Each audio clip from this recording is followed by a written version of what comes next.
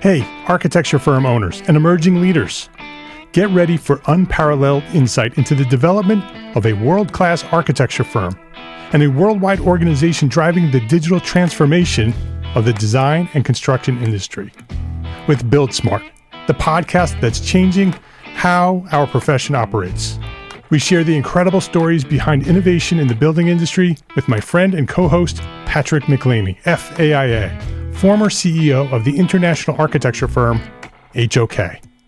You know, Yamasaki's office or firm lasted during his lifetime. And when he passed away, I think that was the end of the Yamasaki office. Helmut did not want that. He wanted a firm that would live out and grow beyond the founders. In Season 1, discover the untold stories behind HOK's meteoric rise, from 150 employees in St. Louis to a powerhouse with over 1,900 staff members and 27 offices worldwide. You know, they weren't as polite as the Kojima people. That was just boom. And anytime you have a creditor, whether it's Kojima or the bank, that wants their money, unless you can raise money someplace else, you are out of business. Bankrupt. And hold on tight for Season 2, where Patrick takes us on a new adventure as chairman of Building Smart International, shaping the future of digital transformation in the design, construction, and operation of built assets. Ian Howell, Ken Harold, and I, Ken was my technical representative from HOK. The three of us took a tour of Europe of 5 cities in 5 days. Very busy time. Simply follow the link in the show notes to subscribe to Build Smart now and uncover lessons that will transform you and your architecture firm.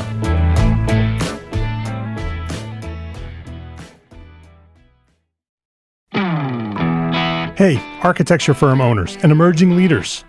Get ready for unparalleled insight into the development of a world-class architecture firm and a worldwide organization driving the digital transformation of the design and construction industry.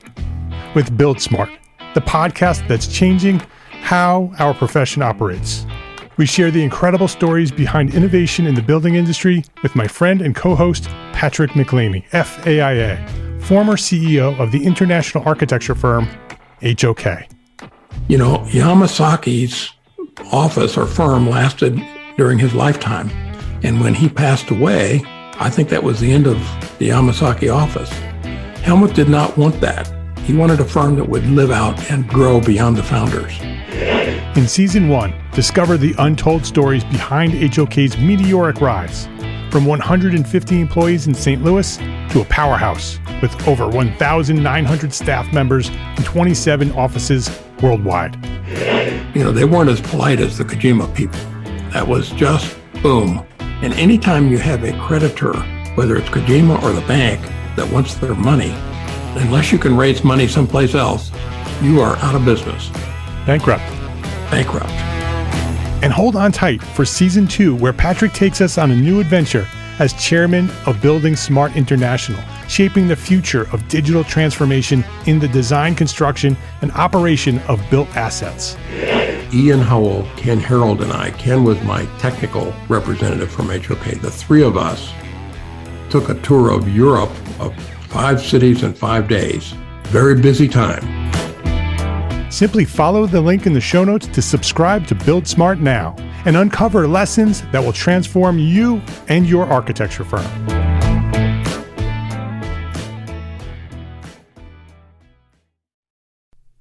ArchiCAD is the official BIM software of the EntreArchitect community. ArchiCAD BIM software enables design, collaboration, visualization, and project delivery no matter the project size or complexity. With flexible licensing options and a dedicated support team to guide us along the way, ArchiCAD is an ideal choice for firms and projects of any size. I encourage you to reach out and talk to the folks at Graphisoft by visiting our own dedicated webpage at graphisoft.com/us/EntreArchitect. There's even an exclusive special offer waiting for our EntreArchitect community. Go now to graphisoft.com/us/EntreArchitect and see how Graphisoft is positioned to help make your architecture firm a success. That's graphisoft.com/us/EntreArchitect. entrearchitect.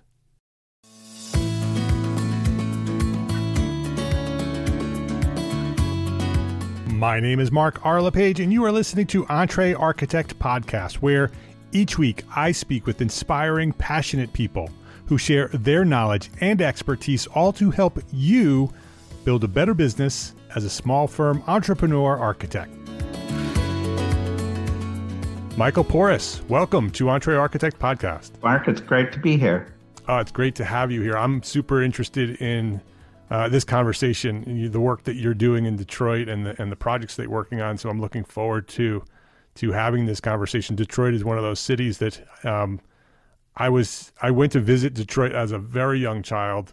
Haven't been there since, but I'm fascinated about of how it became where we all sort of have it in our mind where it is today. But now we're coming in the last decade or so. It's being reborn, right, and redeveloped and all kinds of things. And so I'm excited about having this conversation about Detroit. Before we do that, though, I want to learn more about you. Let me introduce you, and then we'll learn more about you and your history. Michael Poris is founding principal of McIntosh Poris Associates, a full-service architecture, interior, and urban design practice in Birmingham, Michigan. Since returning to Detroit in 1995, Michael has been working to implement change in his hometown, preserving many of Detroit's 20th century landmark buildings, historic districts, and iconic neighborhoods. Michael's design leadership has helped transform Detroit with projects such as the Foundation Hotel and the East Riverfront Framework Plan. Michael is currently working on an adaptive reuse of the 600,000, not 600, much bigger than 600 square feet, 600,000 square foot Fisher body plant in Detroit, and a 600 prefabricated home community in Colorado. I'm super interested in the Fisher body plant because I'm a car guy. I grew up with Chevys and Cadillacs, and I remember the little Fisher body emblem on the Cadillacs. And so that's sort of a place that's near and dear to my heart. And so I'm interested in that, in what that is and where it's going. Michael has recently been awarded the AIA Detroit Charles Blessing Award, recognizing an individual who shows leadership in planning and civic issues and exemplifies the vision, commitment, and the accomplishments of Charles A. Blessing. He's the visionary Detroit city planner who committed himself to the pursuit of a higher quality of life for all. So Michael, that shares a little bit about who you are and the work that you're doing. I'd love to know more about you as an architect. When did you discover your passion for architecture, and maybe who or what inspired you to get started in this profession? I was pretty young. My mother was an artist, and from my father was a developer. So I kind of got it from both sides. They were both from New York. My mother from Brooklyn, my dad from Manhattan. My mother had attended the Art Students League in NYU and danced with Martha Graham, like back in the 40s. Yeah. So she had a pretty serious art background and a studio behind our house that I grew up working in ceramics and sculpture. So I grew up doing art and drawing, and I want to say I was probably like 7 when I said I wanted to be an architect. And of course, kid, you don't really know what that is, but right. I used to like drawing houses, and I was sort of fascinated by it just as a kid, and I grew up in a 1955 mid-century house that was actually a prefabricated house designed. Wow. Carl Koch, who's now known as the grandfather of prefab. And so it was a tech-built, it was a ranch tech-built home, and in a whole neighborhood designed by him here in Farmington Hills, and just now really being rediscovered. But so I grew up in an atmosphere of really great design and sort of, again, getting it back and forth. So I think that was a big You had no choice but to become an architect. It was like this. You had a mother who was an artist and a sculptor, and a father who was a developer, and you lived in an architecturally significant house in an architecturally significant neighborhood. It's like, did you know of any other option? Right. Exactly. And the neighborhood was full of designers, like great graphic designer across the street from Cranbrook and car designers. And so, I grew up around this stuff, not really realizing. Yeah. Do you remember, and it probably was too early to remember, because your story is interesting, because usually architects, when it's early, it's usually about 9 or 10 years old. And it's some event that happened in their life, but you sort of grew up in it. So you were sort of exposed to it your entire life. Do you remember a moment where you realized, oh, this is architecture and an architect is what I want to be? I I'm not sure. I don't think so. I think I knew, because my dad was in development, I met architects like Yamasaki when I was a kid. And we actually, who, and Louis Redstone, who was another one who had worked for Eliel Saarinen and had a practice here in Detroit. And both of whom told me not to do it. Typical architects. Exactly. And luckily I didn't listen to them. Yeah, that's nothing new, people. Architects have been trying to talk people out of becoming architects for generations.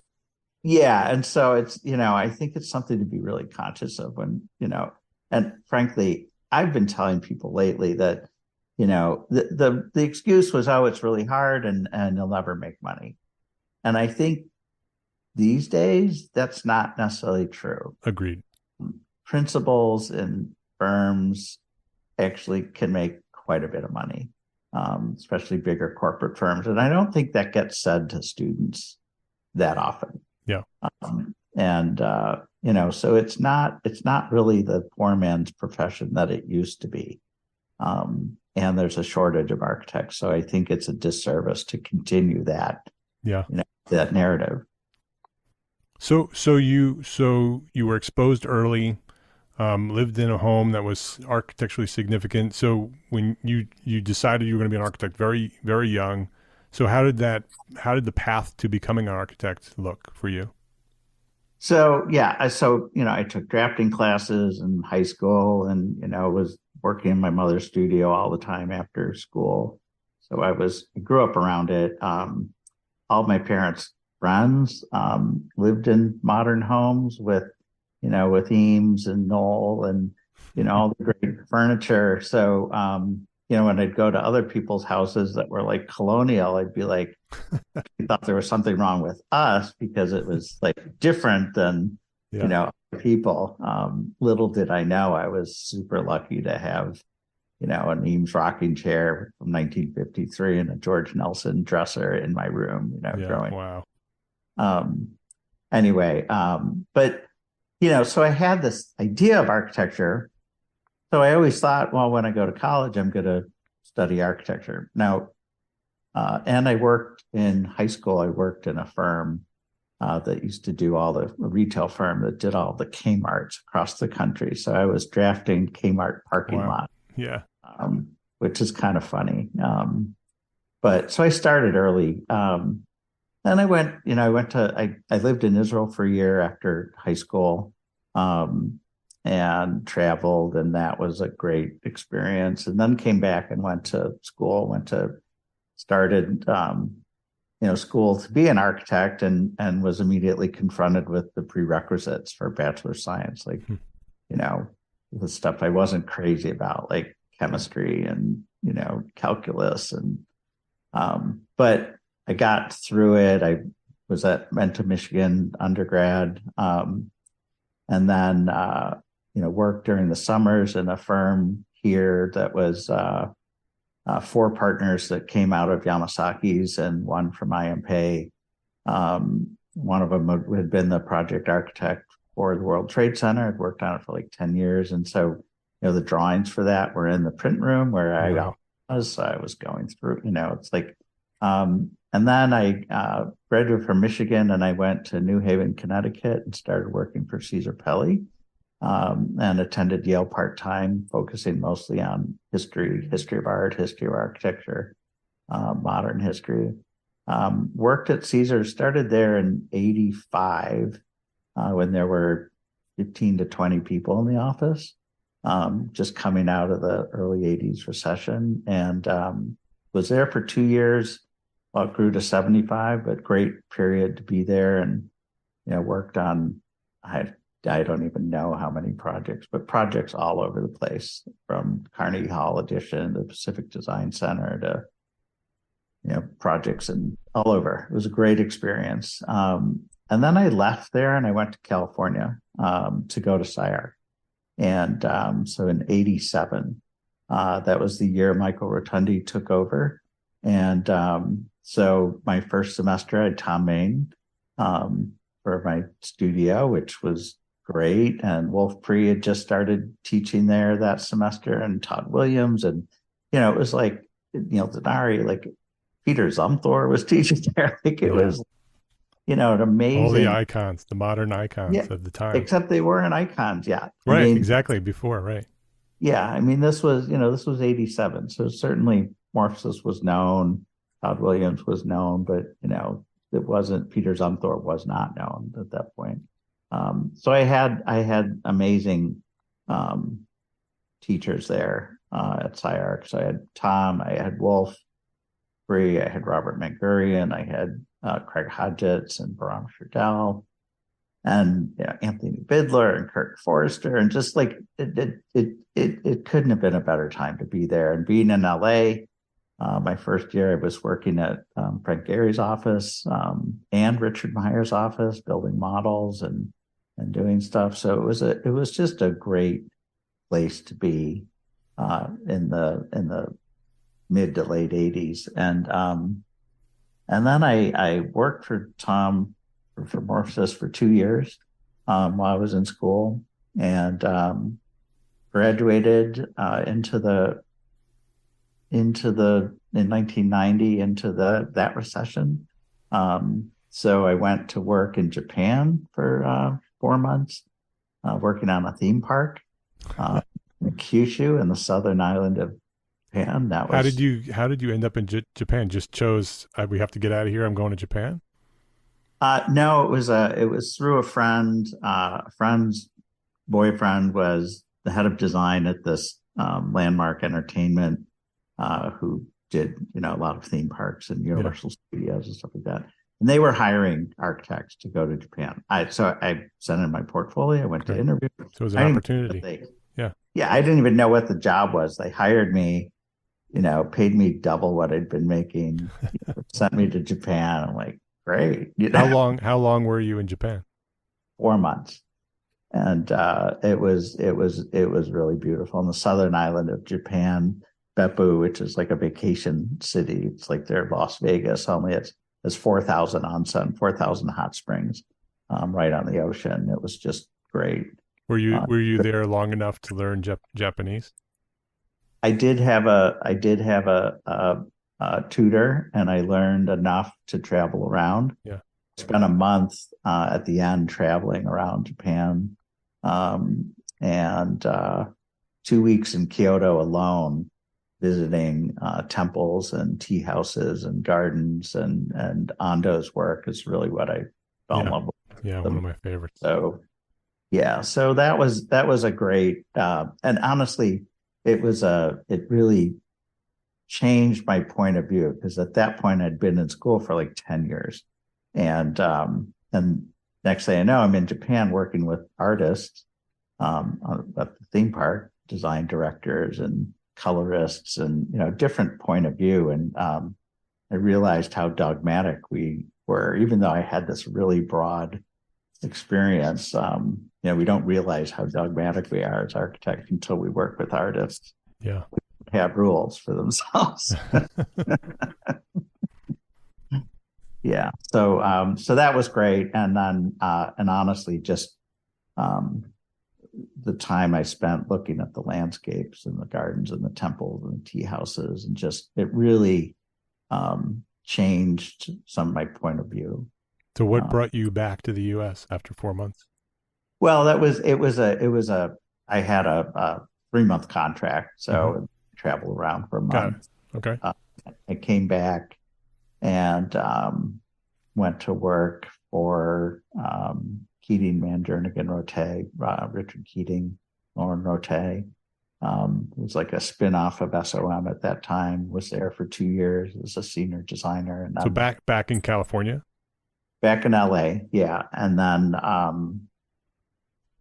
I went to Thane Roberts, who was we were doing Armani stores in San Francisco and in Beverly Hills, and did that for a while.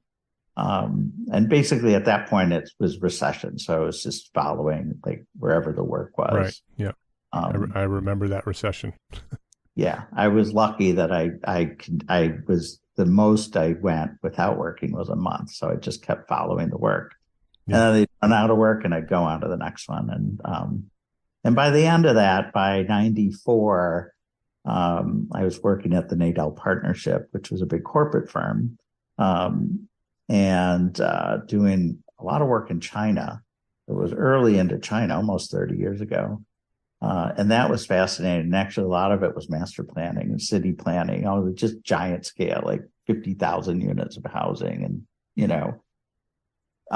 the beginning of what's happened in China. And that really got me interested in urban design, actually. And then, I got licensed and basically looked around and thought,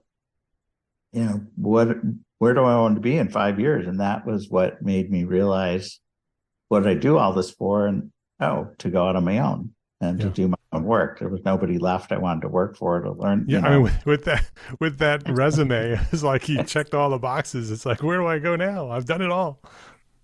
It was right. It was just like, it was time. There's the only thing holding me back at that point was paycheck. And, I had some money saved up and realized I could start on my own and support myself if I had to, for, up to a year. And that's what got me going. And that's the beginning of McIntosh Poris? So that was the beginning of me on my own in LA. Okay, and in LA. Okay. Yes. Doug McIntosh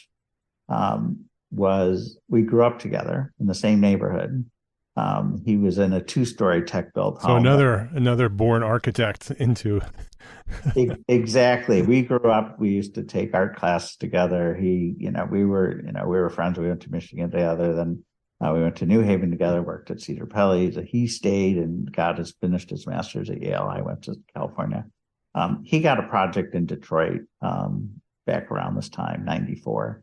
And, we both left 15 years before, and most of our friends had left. And so I had some time, so I came to Detroit for like 3 weeks to work with them. We had a couple of houses, and they were great projects. And it just led to more. So next thing I knew, I was commuting between LA and Detroit. And by the following summer of '95, I just packed up LA and moved to Detroit. And started that firm. Yes. Yeah. And so that was in '95? I originally came back in October of '94. And then by the summer of '95, we had actually moved into the office we're in. We were working out of a basement of a home then that we were renting. And it was partly, again, but at that point, I wasn't that interested in coming back to Detroit. I was open to it. Okay, I'll go see. And it was what got me. I mean, there was a few things. So our first clients were wealthy, sophisticated people. The first house we worked on was a great Gunnar Burkert's house from the '60s, the Lewis House. Had been on the cover of Architectural Record. It was definitely known at the time. And it was a renovation of that house for a couple who owned the largest antique Lalique glass collection in the world. Wow. And renovating the house for the collection, and that was actually great. And then that led to other houses like that. So we were getting these $1 million, multi-million-dollar homes. How did you make those connections to get those early jobs at that level? Well, so Doug's mother owned a modeling agency here. She had started when we were kids, and she supplied models for the auto shows. So she was a hustler. She was just a real hustler. And so that first house she got for Doug at the beauty salon, sitting next to the client, Mrs. Shapiro, who was complaining. She'd interviewed all these local architects, didn't like them. So Doug's mother was like, "Oh, well, my son's an architect, blah, blah, blah." And, went in the back room and said, "Get your ass on a plane," and went home and changed her answering machine to be his office number, which to this day, our office number is her old phone number. That's awesome. And that got us going. And then honestly, once you're in that circle, we just started getting passed around. Right. Once you get one. So you leveraged your network to get that first job. Yes. It literally. Yes. And then it just turned into, people they knew. And next thing we knew, it was, that was how that started. Because the two of us coming back with the pedigree and the education, there wasn't, the architects that were here were older. There was sort of a missing generation, because Detroit being Detroit, it was, there just weren't many people. Yeah, everybody left. Right, exactly. So we were 32 and we're like, wow, this is, a million, it was garage additions in LA versus amazing houses on beautiful lakes in Detroit. Yeah. So that was it. But the biggest attraction was when going downtown. And downtown at that point in Detroit it was like Berlin after the war. That's what I wanted to ask you. What was the state of Detroit in 95? It was Berlin after the war. There were 90 vacant buildings downtown. So it was nearly completely vacant. Barely anyone there. I mean, the Renaissance Center had emptied out the sort of core of downtown, and the core was these 90 vacant buildings were these amazing early 20th century skyscrapers that were built, from 1900 to into the 1930, when Detroit boomed, when the auto industry exploded. And so it was New York, Chicago, and Detroit at that time. And so Detroit at that time was like the Silicon Valley of today. Right. It was the tech center of the world. It was. And so the amount of money and the amount of development happening at the time was literally, it was, in New York, Chicago, LA, or New York, Chicago, Detroit. So there was a real great history. And we used to actually say, it was the first to grow and then the first to go. So it grew in this early 20th century, and then it actually started to decline in 1953. And when I say decline, I'm talking about the city of Detroit itself. That's when the freeways started getting built and people started moving out to the suburbs to this day. So there's like 5 million people in metropolitan Detroit and 600,000 in Detroit proper. So that's, but it was just, we decided, 32 years old, that's where we should be as young architects. We thought we could actually make a difference here.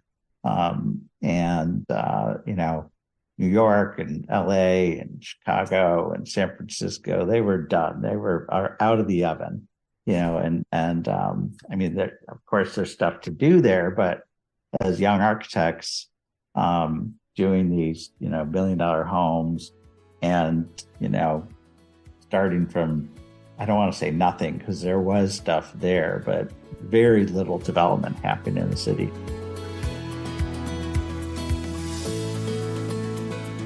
Let's take a quick break to say thank you to our sponsors for their support of this episode. This episode is brought to you by FreshBooks. There's a lot to love about being an entrepreneur architect, right? But trying to figure out our financials on our own is not one of those things. Luckily, we have FreshBooks, the all-in-one accounting solution that's built for business owners like us. FreshBooks takes all the not-so-fun parts of running a business, from building and tracking invoices, to managing online payments, to organizing expenses, and automates them with features like the digital bills and receipt scanner, saving you up to 11 hours a week in the process. It's also super easy to get up and running, and the award-winning FreshBooks support team, they are always available to answer any questions along the way. Compare that to some of the other financial management tools out there. Try FreshBooks for free for 30 days, no credit card required. Go to freshbooks.com/architect to get started today. That's freshbooks.com/architect. So what will you do with 11 more hours each week? This episode is brought to you by arcat.com. We all have that one story, that one project that had such a unique situation that it required a solution that you had rarely considered before.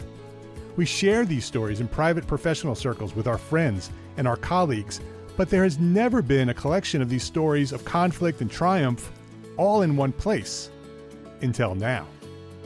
Detailed is a podcast series that features architects, engineers, builders, and manufacturers who share their insights and expertise as they highlight some of the most complex, interesting, and oddball building conditions that they have ever encountered, and the ingenuity it took to solve them. Join host Charisse Lakeside, aka CSI Kraken, a senior specifications writer at RDH Building Science, as she uncovers lessons learned to help you navigate similar challenges that may arise in your next project. Detailed, an original podcast by ArtCat. Listen and subscribe right now at arcat.com/podcast. That's arcat.com/podcast. arcat.com/podcast. Detailed. Every building has a story. Please visit our sponsors today and thank them. Thank them for supporting you, the Entre Architect community. So you were involved in the rebirth, the renaissance of Detroit right from the beginning, right? Because you were there before it started.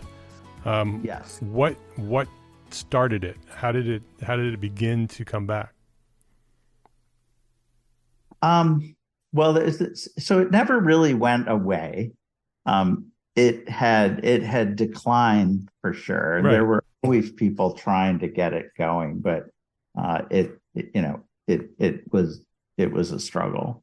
The first thing that we got involved with was a committee for the mayor's office there was a proposal at that time to tear down not just the Hudson's building, which eventually was torn down, but all the buildings on Woodward Avenue next to the Hudson's building, from Grand Circus Park to Campus Martius, and to make a bigger park. And we thought that was a horrible idea because it was already surrounded by Campus Martius, and then down the street, the riverfront. It's like you didn't need it. You'd be looking at the backs of buildings. And the mayor was basically said, well, that's what he was being told, and luckily a woman we knew, Marilyn Wheaton, said, well, we wanted to challenge that. And he actually said to her, well, if you can come up with a better idea, do it. So she went, and, we met her through someone else, and we got on this committee and worked for like 6 months coming up with an alternative of what to do with these, rather than tear these down. And that was basically to turn downtown into, and these old buildings to renovate them and turn them into residential mixed use, cultural entertainment. Right. District. And the mayor actually would say, well, why don't we have a Soho?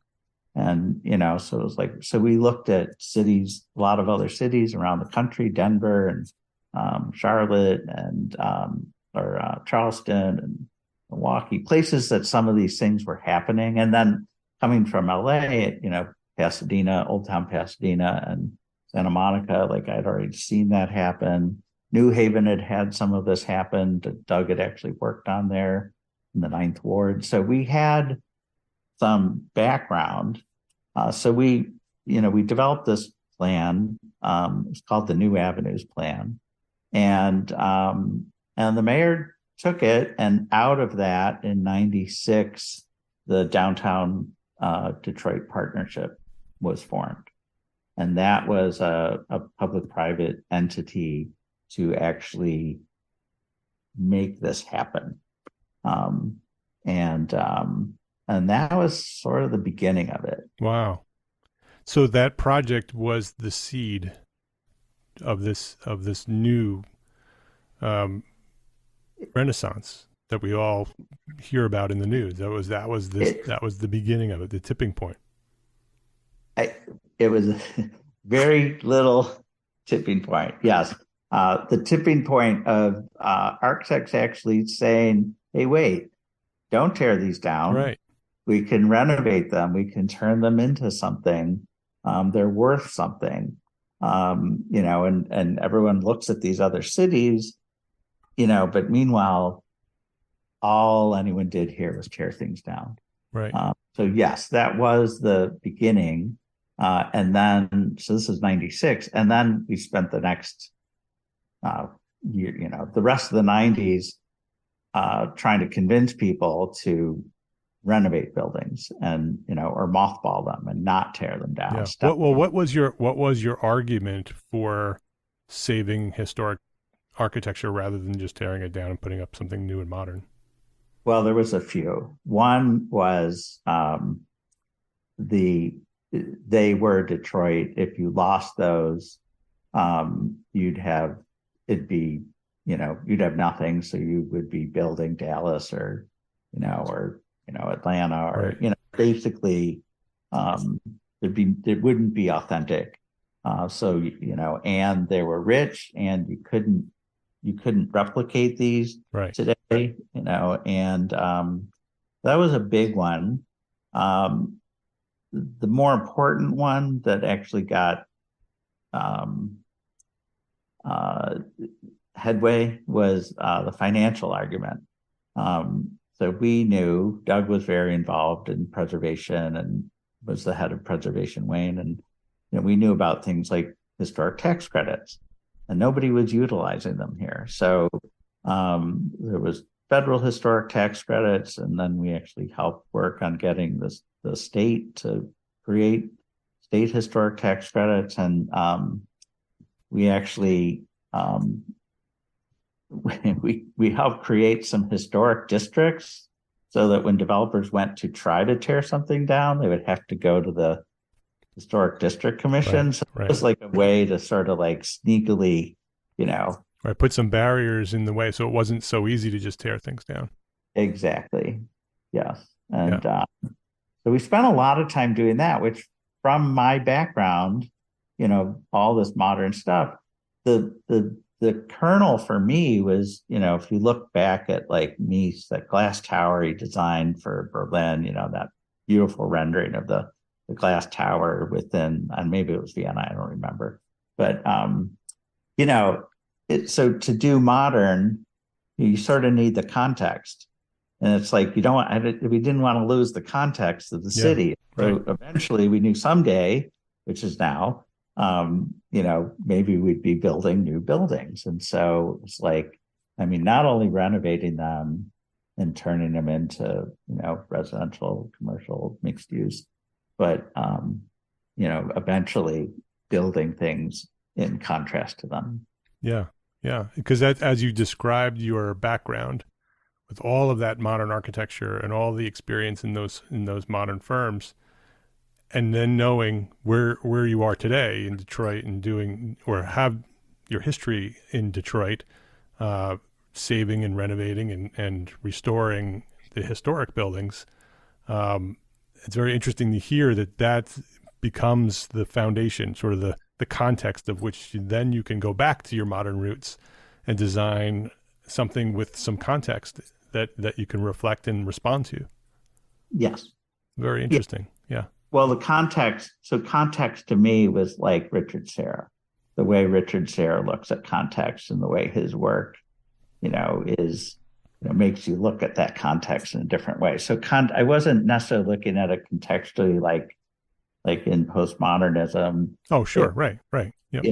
And so I just thought, that was what was going to be most interesting. And certainly over time, that the adaptive reuse we do, like that's a lot of fun of it. And even the urban planning, urban design is like, well, how do we incorporate what's here, into something new and really make it an authentic place? But again, the financial part was a big piece of it. It became an argument for keeping once we actually helped educate people about tax credits and, all these things that would actually help fill a gap of paying for things. It was helped a lot. Do you imagine, or do you propose that Detroit and the lessons learned at Detroit can be used in other cities that need that sort of help in terms of bringing a city back from this vacant, sort of forgotten state? There are cities all throughout North Carolina where I am that you can see that at one time they were thriving and now they're not, and they need something to bring them back. And so do you imagine that using Detroit sort of as a case study is a good way to look at that for those cities? Absolutely, for sure. And even back then we thought, like I said, it's first to grow, first to go. So, well, it's potentially a model for, right. Ways of, other cities to sort of come back. And there were definitely examples that we were seeing, in Denver and other places where, historic buildings were being brought back, but many of those cities didn't fall as far as Detroit. Right, for sure. Yeah. So that it's more complex, but absolutely, there's a lot to learn here that can be applied to other cities. Yeah, for sure. Yeah, there are a lot of, the major cities, obviously, there are a few cities that are at Detroit's stature and size that have gone so far as Detroit had gone. But there are hundreds of smaller cities that were built around some industry that is no longer there, that are just vacant, right? They're just abandoned. And so learning some of the lessons that Detroit went through, maybe some of these smaller cities could learn from those and be able to, become reborn themselves. Absolutely. And there's so many different ways. There's a few things happening now, like, architectural buildings, the renovations and existing building work just surpassed new building recently. So, so the amount of fee being generated, there's more fee being generated from adaptive reuse. So the whole sustainability conversation can have a big impact, because the most sustainable thing we can do to renovate existing buildings and keep existing buildings. And so it's a very pertinent argument now. So there's that. There's the potential financial benefits of historic tax credits and brownfield tax credits and all these things that help actually, get the developments, funded and going. And then there's the character of those buildings in these towns that, that create these sort of mixed use places that people want to live. And there's another piece, like the most affordable city in the country for entry-level housing is Detroit. And so, my employees, buy houses in Detroit for, $50,000, $100,000 and renovate them and, and live in these really nice houses, and that they renovate. And you can't do that in New York or Chicago or LA, San Francisco or Seattle. So I think some of these neighborhoods you go to now, and like one, there's a great coffee shop in an old church, and I was in it a few weeks ago, and I'm looking around, and I could have been in Brooklyn, but it was except I know the people in there live in that neighborhood, in these houses that they're buying for very little and renovating, and the city's actually putting in parks and bike paths, and so it's now spreading out, and this has taken a while, into the neighborhoods, and so there's a lot of lessons to be learned from here. Yeah, very, very interesting. Michael, thank you for coming by and sharing your story. It's super interesting story to hear your background and then what's happening in Detroit, and your role in the Renaissance of Detroit is really interesting. So thank you for that. Before we wrap up, I wanted to ask you the one question that I ask everybody. What's one thing that a small firm architect can do today to build a better business for tomorrow? Well, so early on, so I had that design background, at all these firms, right? But once I went out on my own, I realized how little I knew about, business and running a firm and, payroll taxes and just, which we missed the first year. I mean, really bad. Right. Thought we were doing well, and then the end of the year, it's like, what do you mean we owe $70,000 in payroll taxes? Surprise. So, architecture school is not something we necessarily focus on.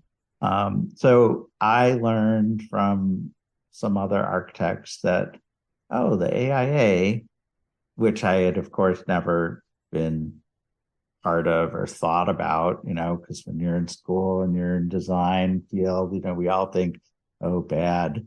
But at that moment, I went to the national conference, this was like the late 90s. And all of a sudden I realized, wow, there's all these seminars and all these workshops and all these things that address the things I don't know. Right. And it actually is a resource, a professional resource that was valuable to me. And so I've gone almost every year.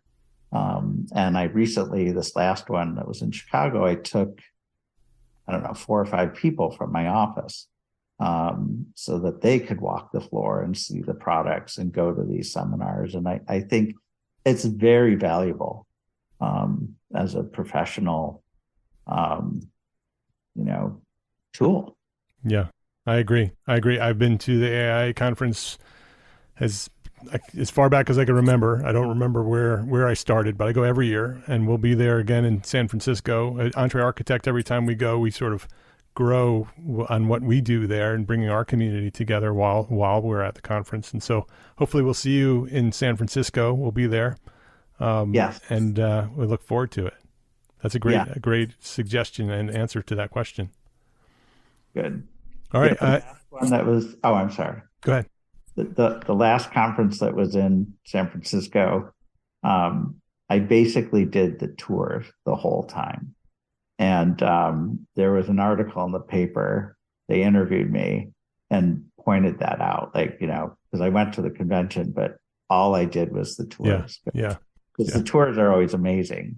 And so, which is another piece of why it's a great thing to go to, because you see different cities and what they're doing. And I learned a lot, brought that back to Detroit too. Yeah. There's so much to do at the convention. The thing I like to do is just connect.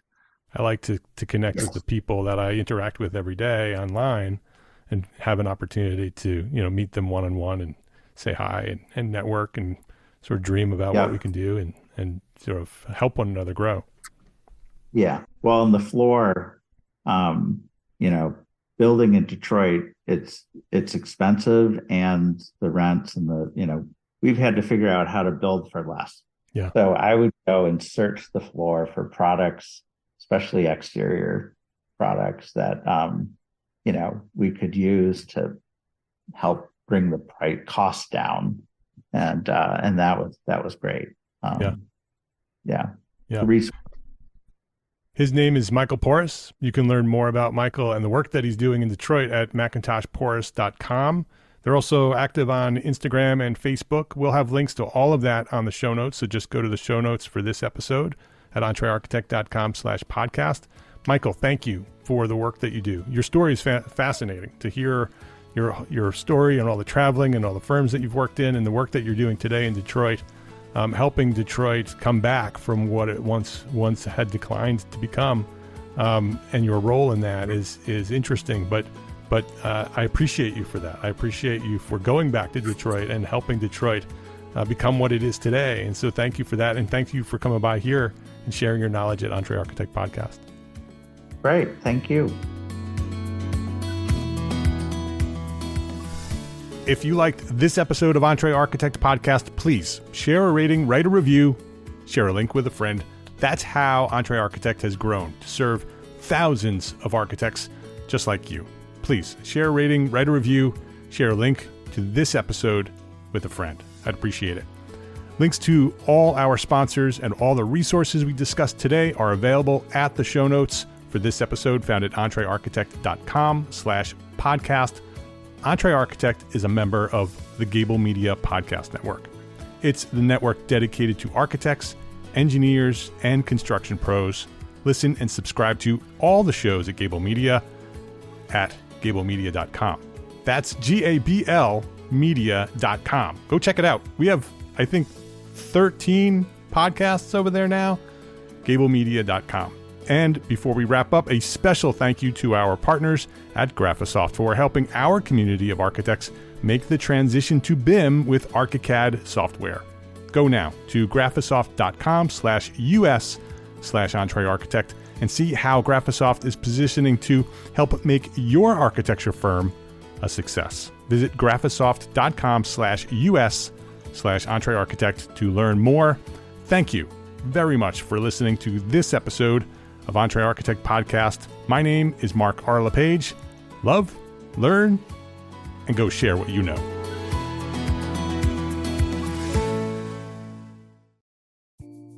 Imagine earning continuing education credits while doing exactly what you're doing right now. Well, you can. Gable Media has revolutionized the way you earn your continuing education credits with a groundbreaking approach. Forget running around town and scouring the internet for credit-worthy courses.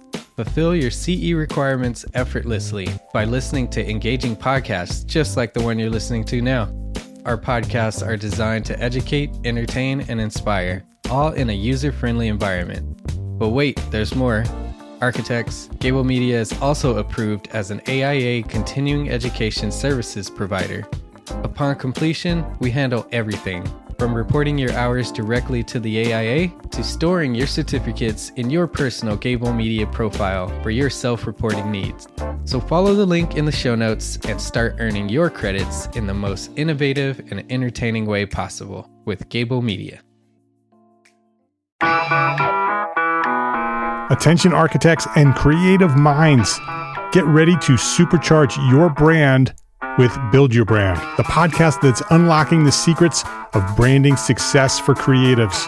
Hey there, it's Mark R. LePage, founder of Entre Architect, and I'm inviting you to join my friend, architect marketing expert Jeff Eccles at Build Your Brand podcast, where he explores the captivating stories of the world's top brands and transforms their lessons into powerful moves for small firm architects and creatives like you. In Season 1, Jeff shares the thrilling tale of Southwest Airlines, where he dissects their journey to the summit and distills it into strategies tailor-made for you.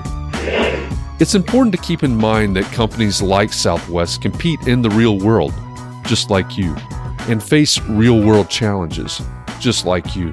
You might be surprised at how similar those challenges are to the struggles that you grapple with on a day-to-day basis. Don't miss out on your blueprint for success. Subscribe, tune in, and let's build your brand together. You may have noticed that the very best brands in the world are also known for having somewhat unique corporate cultures. That's often the glue that holds everything together when they encounter those rough spots. We don't do it because it inconveniences the passengers to whom we are primarily dedicated, the short haul, frequent flyer. Follow the link in the show notes to subscribe to Build Your Brand today. Remember, no matter the size, the journey's the same. Your brand's journey to the top starts here.